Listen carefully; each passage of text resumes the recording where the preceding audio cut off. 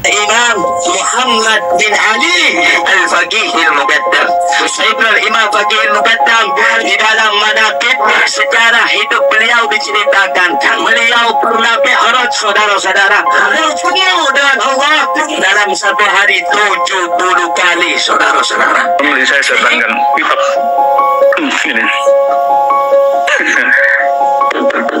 ini kitab ini dikarang oleh Qadhi Iyad yang lahir sebelum Muhammad bin Ali Al-Faqih Al-Muqaddam lahir.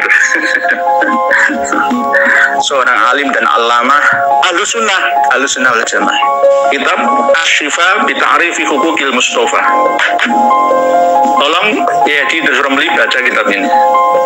Barang siapa mempercayai ada orang selain Kanjeng Nabi yang mi'raj bertemu berbicara dengan Allah, maka dia telah kufur.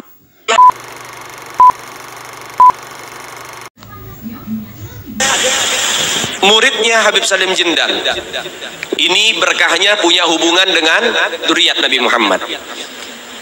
Ada muridnya Habib Salim Jindan namanya Abdurrahman. Nih Bang Maman, kalau kita panggil Bang Maman. Bang Maman ini sholatnya berantakan. Bang Maman ini maksiatnya luar biasa, ibadah kocar kacir, tapi cinta banget sama Habib Salim Jindan. Sampai-sampai beliau itu kalau dia jualan ubi rebus, kacang rebus tengah malam tuh pakai gerobak jualan, dia mangkal jualan makanan-makanan tuh. Kadang-kadang Habib Salim Jindan hampir setiap malam ngegodain dia, datang, "Man, lo dagang?" "Iya beb." "Bungkus semuanya man, bawa ke rumah." "Iya beb." Dibungkus semuanya, nggak komplain. Kadang orang zaman sekarang ada bilang penglaris, jadi kalau habis buka belum ada yang beli, pamali mau ngasih gratis, katanya kena sial. Itu mitos. Lihat didikan Habib Salim Jindan. "Man, baru buka lo man." "Iya beb." "Bungkus semua, bawa ke rumah." Bukan hanya dibungkus, dianterin ke rumah Habib Salim Jindan. Itu hampir setiap malam. Jadi baru buka nggak jadi buka, tutup lagi. Orang habis diborong sama Habib Salim, diminta. Itu hampir setiap malam. Hingga akhirnya apa yang terjadi? Gak lama Maman meninggal.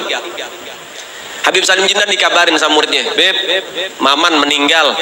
"Innalillahi." "Sian tuh orang baik," kata Habib Salim. "Sekarang lagi diapain jenazahnya?" "Lagi pengen dibungkus beb."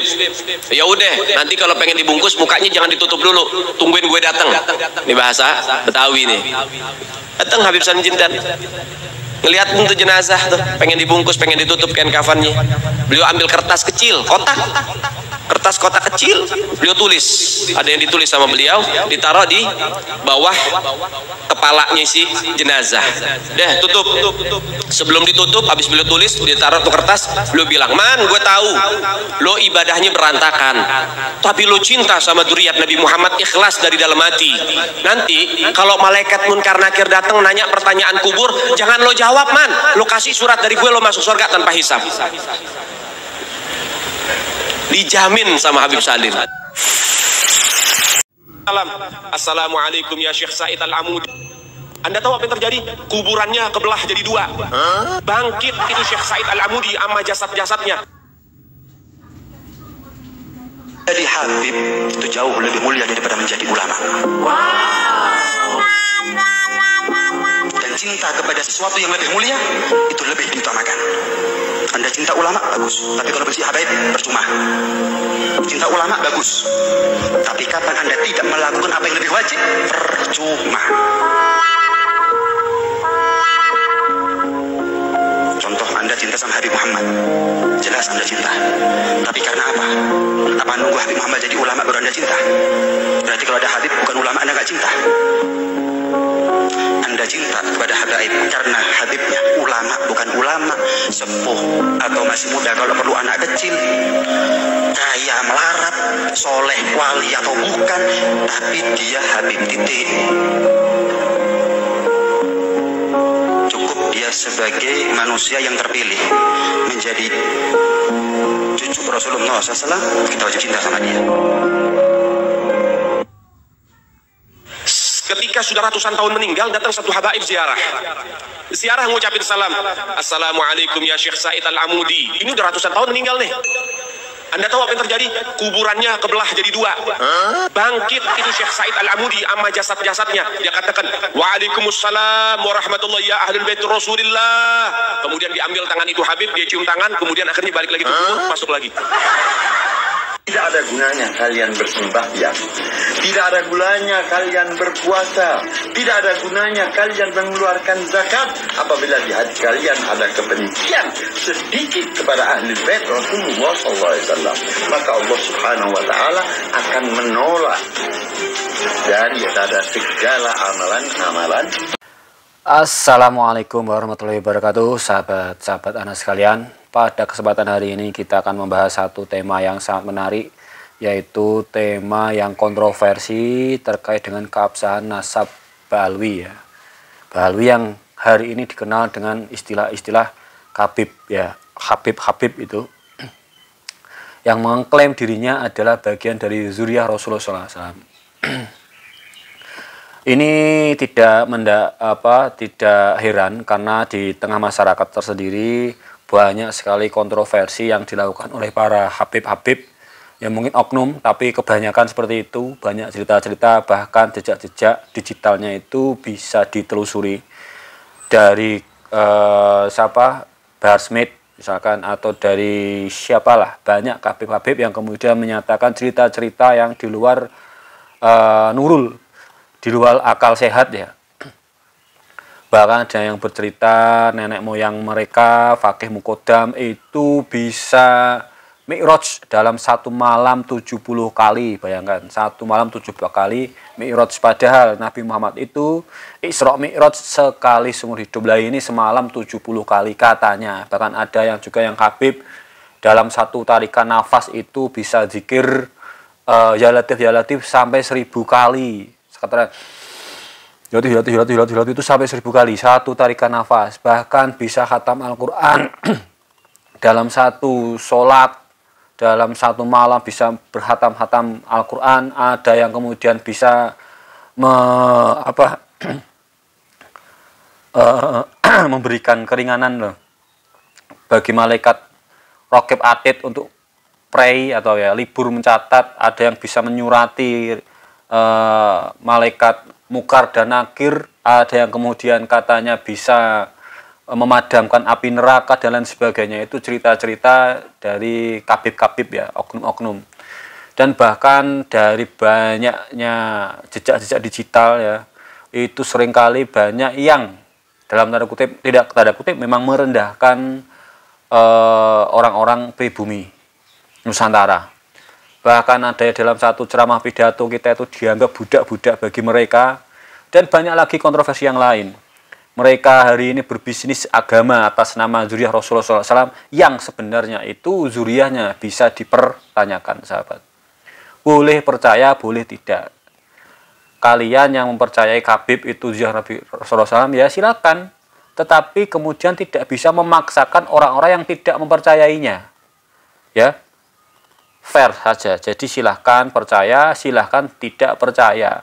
Tetapi satu hal yang harus kita bahas bersama antara mukibin dan orang-orang yang kontra dengan para Habib ini adalah bahwa kita harus bersepakat tentang satu hal, yaitu kesejarahan negara Kesatuan Republik Indonesia, dan khusus bagi orang NU harus juga bersepakat tentang sejarah NU yang hari ini sudah ada, sudah tercatat dalam buku sejarah. Bahkan ada Habib, ini bukan lagi Habib ecek-ecek, tapi pentolannya para Habib yang menyatakan bahwa salah satu pendiri Nahdlatul Ulama adalah buyutnya bin Yahya, seperti itu.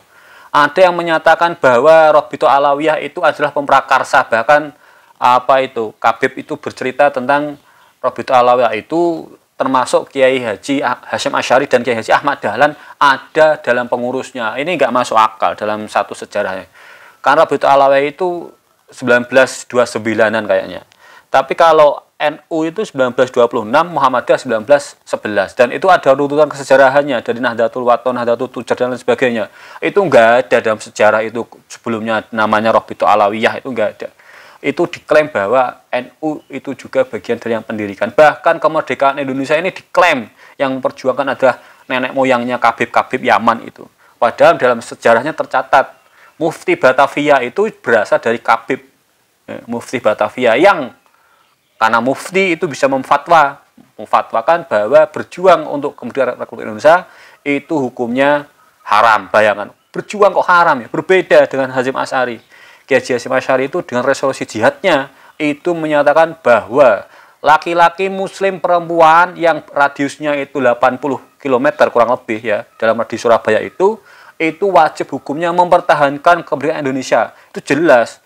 Dibandingkan dengan Mufti Batavia, temannya Senok Harjono itu orang Yahudi yang menyamar jadi orang Islam, merusak dari dalam. Ya ini sahabat, tolong ini turut dari Mukibin ya, kita coba satu bahas yang dalam klaimnya itu Fakih Mukodam. Nah, nenek moyangnya Fakih Mukodam namanya. Itu ceritanya loh ya. Ini bisa benar bisa salah, tapi saya hakul yakin bohong. Bisa Mi'raj dalam semalam 70 kali. Coba saya akal sehat saja. Para Mukibin, coba dengarkan saya. Saya orang NU, orang NU. Sejak 2002 sampai 2024 itu saya di kepengurusan struktural di NU. Di tingkatan pelajarannya sampai pemudanya. Dan jabatan saya itu tidak pernah yang tidak penting, minimal wakil ketua lah. Kalau ketua juga pernah. Coba mikir. Nabi Muhammad itu Isra Mi'raj sekali seumur hidup, sahabat. Sekali seumur hidup. Ketika beliau Mi'raj dinaikkan ke Sidratul Muntaha oleh Allah Subhanahu wa taala, itu ini mumpung Maulid ya. Itu dalam ceritanya itu beliau mendapatkan perintah sholat. Beliau bertemu Nabi Adam, Nabi Musa, Nabi Ibrahim, kemudian Allah Subhanahu wa taala, lantas kemudian diperintahkan sholat. Bertemu dengan Allah Subhanahu wa taala. Lah ini nabi-nabi sebelum Nabi Muhammad itu tidak diberi keistimewaan loh. Musa kalamullah. Musa kalamullah itu artinya berbicara kepada Allah secara langsung, tapi tidak melihat bertemu langsung loh. Itu Nabi Musa, nabi loh itu, Nabi Musa. Dan Nabi Muhammad diberi keistimewaan sekali seumur hidup. Beliau ya dalam sejarahnya itu Mi'raj. Dan ada perintah sholat, saking istimewanya. Jadi ketika dipanggil, ketemu dengan Allah Subhanahu wa taala itu ada sesuatu hal yang sangat penting di mana itu nanti akan disampaikan kepada umat, yaitu perintah sholat. Lah saiki bayangke sahabat. Coba bayangkan. Fakih Mukodam ceritanya itu semalam 70 kali Mi'raj. Lah ngopo ning kon hasilnya opo ya, oh, ketemu karo Gusti Allah kok kayak menyepelekan lho. Sepele banget lho. Kayak ngejak kanca cangkruan wae. Ayo bro, kucingan ketemu baru kan yo aneh. Hasilnya apa? Jajal Mi'raj itu 70 kali semalam itu hasilnya apa? Apa yang menjadi istimewa sehingga beliaunya itu di Mi'rajkan Allah untuk bertemu dengan Allah. Hasilnya apa loh? Mikir loh. Apa hasilnya? Saya meyakini itu satu kebohongan besar dan menyatakan orang yang percaya bahwa Fakih Mukodam itu Mi'raj 70 kali dalam semalam kafir. Karena tidak boleh kemudian kita itu menyaingi sesuatu hal di mana itu kesannya merendahkan Nabiullah Muhammad SAW. Nanti kan akan dibandingkan, Nabi pisan seumur hidup, iki lho kabibku, iki moyangku 70 semalam yang 70 iki ngopo jane ngono iki ngopo lho, bolak-balik ngopo sing ketinggalan lho. Oh kira-kira ping 70 kuwi nopo jane takono aja. Sing ketemu Kabib Mukibin takono lho. Fakih Mukodam kuwi 70 kali Mi'raj. Itu ngopo lho. Dikai apa mek Gusti Allah lho. Nah Nabi kan jelas cetha dalam Isra Mi'raj, dalam banyak kitab-kitab mutabaroh yang menyatakan bahwa beliau itu ketika Mi'raj diperintahkan sholat ya, untuk disampaikan kepada hambanya dalam hal ini hambanya Allah Subhanahu wa taala atau umatnya Nabiullah Muhammad SAW. Sholat cetha, hasilnya cetha loh. Dan ada satu peristiwa pengalaman ketika beliau melintasi surga dan neraka, itu ada satu hal yang bisa diceritakan sebagai itibar, sebagai contoh, sebagai satu cerita yang dimana itu bisa memberikan sauri toladan. Kepisan loh, semalam, sebagian malam. Jadi ora semalam suntuk, sebagian malam tok. Semalam lah kemana? Ora sehari semalam. Lah iki ping 70 ki ngopo ngono lho. Fakih Mukodam kuwi. Ketika Mi'raj sing ngopo ning ketemu Gusti Allah ki ngopo-opo cangkrukan, apa hasilnya apa? Lah kok ngantek ping 70 ki lek ngopo lho? Takon hasilnya apa kuwi? Seolah-olah kan kayak ngrendahke nabi. Jadi nanti kesimpulannya lho luwih hebat moyangku to. Nabi ping pisan moyangku ping 70. Yo ora entuk, Bro. Dosa kowe kudu syahadat meneh nak percaya fakih muqaddam iki bener-bener Mi'raj, syahadat meneh. Arep sing ngomong kuwi Kabib apa sapa wae, kuwi ora iso dipercaya. Nek ana wong sing iso Mi'raj semalam 70 kali. Takon Mi'raj sing gawe ngopo ngono lho. Mosok Gusti Allah manggil hambane ping 70 semalam burgawe cangkrukan tok ora ana sesuatu hal penting sing disampaike langsung. Sekelas Nabi Musa we kalamullah lho.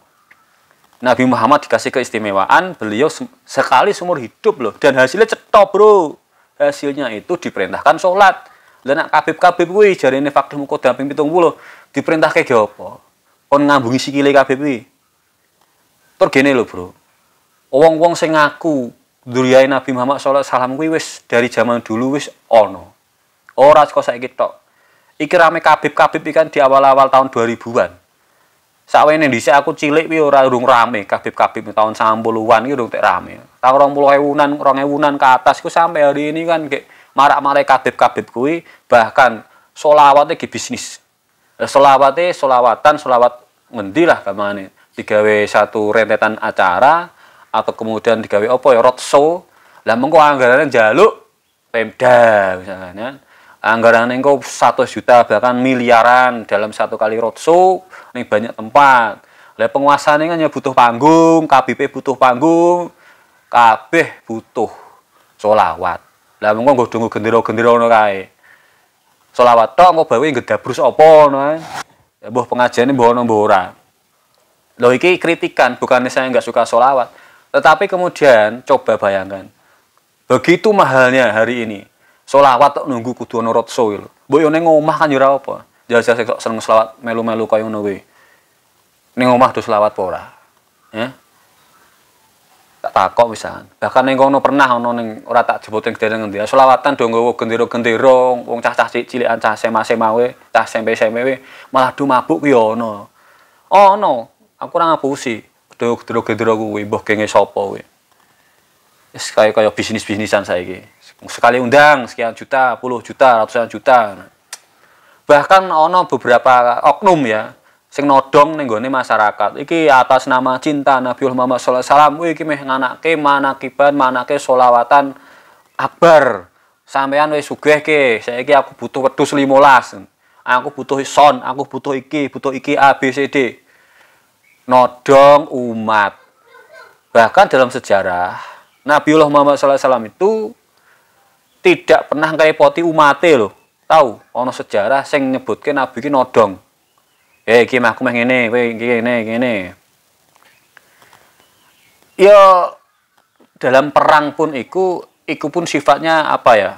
Sukarela. Sukarela tidak maksa kayak Kabib iki. Bahkan sampai kemudian ketika tidak dibantu itu dicaci maki dan lain sebagainya. Itu banyak terjadi. Itu silakan cari di berbagai macam media itu. Cakap nggak menyebutkan. Sehingga mau balik nih nenggone Mi'raj sih mau mikir apa iya no. Oh no wong sing Mi'raj dalam semalam itu 70 kali. Bayangno sahabat. Mikiro. Nabi ki pisan seumur hidup iku we ana jelas perintahe.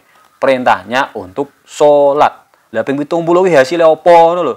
Takokno hasilnya apa kuwi? Gedabrus kaya ngono kuwi. Gedabrus kuwi. Dhisik ya ana sing ngaku kedurian Nabi Muhammad. Ana ning nggon cerita kuwi ana jenenge Zainab. Zainab iki ngaku zuriat Nabi Muhammad dari jalur Fatimah Zahra. Ya. Lah kuwi ngaku kuwi pengikute akeh, mukibin iki akeh. Padha akeh ning kene padha mukibin akeh ngaku zuriat Nabi Muhammad. Tapi gawe onar ngono lho. Ngadu domba. Congore iki ngadu domba, Allahu Akbar tapi gawe kebencian. Allahu Akbar tapi gawe adu domba ngono. Maulid Nabi tapi gawe malak ngono kuwi lho. Lah akhire waktu kuwi zamane Khalifah Al-Mutawakkil. Al-Mutawakkil ki wis apa jenenge kuwi resah dengan kelakuannya si Zainab iku. Akhire kemudian arep mbuktikke nek ndekne kuwi dzuriyah palsu kan susah. Akhire kemudian dipanggillah zuriyahnya As-Sayyid siapa ya jenenge. Dan di situ beliau Sayyidnya itu bicara. Beliau berkata bahwa zuriyah Nabi itu ya itu haram hukumnya dimakan binatang buas. Jadi ketika ada yang mengaku zuriyah Nabi Muhammad SAW, ketika beliaunya itu yang mengaku itu kok dekat dengan binatang buas, itu niscaya pasti binatang buasnya itu tidak akan memakan jasadnya karena diharamkan. Nah, nanti ini ada di video saya ini. Silakan nanti di scroll itu wanita yang mengaku sebagai zuriyahnya Nabi Muhammad SAW. Itu ada kisahnya si Zainab itu. Karena dia ngaku, maka kemudian harus dimasukkan dalam kandang singa. Nah, si Sayyid itu berkata demikian. Si Zainab itu bilang, oh itu akal-akalanmu wae. Padune nak misalkan bener, nak kamu juga ngaku sebagai zuriyah Nabi Muhammad. Coba kamu sendiri yang kemudian masuk ke kandang singa. Tanpa ada keraguan, si Sayyid ini masuk ke dalam kandang singa dan singanya itu tunduk dan patuh pada si Sayyid ini. Karena memang benar beliau itu adalah zuriyahnya Nabi Muhammad SAW. Nah, dengan peristiwa ini kemudian si Zainab langsung mengakui bahwa dia adalah pembohong, pemalsu nasabnya Nabiullah Muhammad SAW. Ya saya kira bisa lah. Ini dijadikan metode lah. Kabib-kabib yang jadinya di dalam tubuh ini mengalir darahnya Rasulullah SAW. Dites DNA ra gelem, alasane ngokang aku kaya ngono kuwi wae, dijak diskusi dibatalke wae ya. Sing aku kuwi ta. Di dalam darah ini ada darah Nabi Muhammad SAW. Jajal kuwi sing aku kaya ngono kuwi jeblos kene kandang singa kira-kira piye. Nak kaya dhewe no memang keturunan rakyat jelata lah. Orang ngaku-ngaku zuriyahnya Nabi dan sebagainya, wis rakyat jelata wis piye apa anane.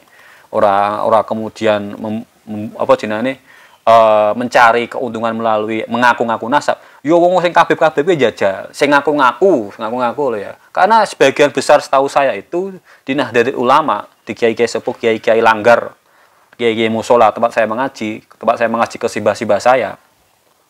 Itu sak ngerti iku keturunan Nabi kuwi dulu sebutannya Sayyid, Sayyidah. Sayyid. Itu setahu saya, dia kayak gitu. Dan itu kebanyakan itu keturunannya itu justru dari jalur wali songo yang itu disembunyikan, yang mengakar kepada kiai-kiai pesantren. Di situ yang saya pelajari. Saya tiba-tiba ada kabib-kabib yang dari Yaman, itu saya belum begitu juga paham. Bahkan ini dipertanyakan keabsahan zuriyahnya. Wajar sing dhisik kaya para kiai-kiai sing itu punya nasab zuriyahnya Nabi itu diumpetke saking isine ketika dia membawa darahnya Nabi Muhammad SAW ketika tidak sama dengan akhlak beliau Nabi Muhammad SAW isin lho. Lah saiki ngaku-ngaku keturunan Nabi, ngaku-ngaku keturunan Rasulullah SAW, di dalam darah saya mengalir darah Rasulullah SAW. Ngomongnya asu dancuk bajingan Allahu Akbar kebencingan iki piye ngono nggih. Merendahkan ulama-ulama, merendahkan pribumi, menganggap itu budak. Ono enggak? Kelakuan Nabi sing ngono iki ono apa ora? Dan bahkan dalam satu hadis sahih riwayat Bukhari Muslim, Nabi Muhammad itu bersabda bahwa seandainya putriku Fatimah Zahra binti Muhammad SAW mencuri, maka tak potong tuh tangannya. Saya sendiri akan memotong tangannya. Artinya apa? Artinya ada kesetaraan hukum, ada kesetaraan fikih dalam Islam. Tidak melihat nasab, tidak melihat background darah biru. Jelas sing ngendikan Nabi Muhammad SAW lho. Sing mbok aku zuriyahnya itu kamu lho. Cetha lho. Saane lha kowe iki sapa? Saka Fatimah Zahra wae adoh kok merasa superior dan kami pribumi itu dianggap inferior. Dan aneh kok yo ono wae sing kemudian percaya kibulan-kibulane kuwi. Ono sing jare Kabib nyeluk awal jenenge pesawat iso mundur nesit kayak film Dono gitu. Ono sing jare iso belah kuburan. Jadi mayite iki terbelah kuburannya cuma pengen salim tok. Wis ceritane aneh-aneh ya. Seolah-olah nyaingi cerita-cerita para waliullah, para wali-wali kutub Abdul Qadir Jailani radhiyallahu anhu. Ono meneh sing kemudian lucu lah. Jarine ono cerita apa jenenge? Wis Isra Mi'raj 70 kali dalam semalam, satu tarikan nafas iku bisa ya latif 1000 kali, bahkan apa iso nyeluk pesawat, mundur meneh pesawate. Akeh lah sing dan kemudian banyak cerita-cerita sing merendahkan dari kaum pribumi yang dianggap kita itu sebagai budaknya. tolonglah sahabat-sahabatku sekalian, sahabat Anas channel dimanapun berada yang nonton video ini, mikir lah. Kalau ada mukibin ya mikir. Nabi itu sekali seumur hidup Mi'raj, itu pun ada hasil yang dibawa loh. Perintah sholat, sesuatu yang sangat penting yang bahkan Allah secara langsung memerintahkan sendiri dan harus ketemu. Itu yang penting. Hasilnya cetok. Lah saiki misalkan fakih mukodam dari klaim-klaiman kabib-kabib kuwi 70 kali Mi'raj dalam semalam kuwi njajal takok kuwi hasilnya apa ngono lho. Kok penting-penting banget apa merasa luwih penting saka Nabi Muhammad Krasa luwih jos saka Nabi Muhammad. Kok sampai kemudian diceritake dalam semalam 70 kali Mi'raj ya. Takoki hasilnya apa? Hasilnya apa? Takokno hasilnya apa? Apa ora gedabur stok kuwi ngono kuwi. Wes, semoga ini bisa memberikan manfaat, informasi, sekaligus pencerahan. Boleh setuju, boleh tidak dengan apa yang saya sampaikan.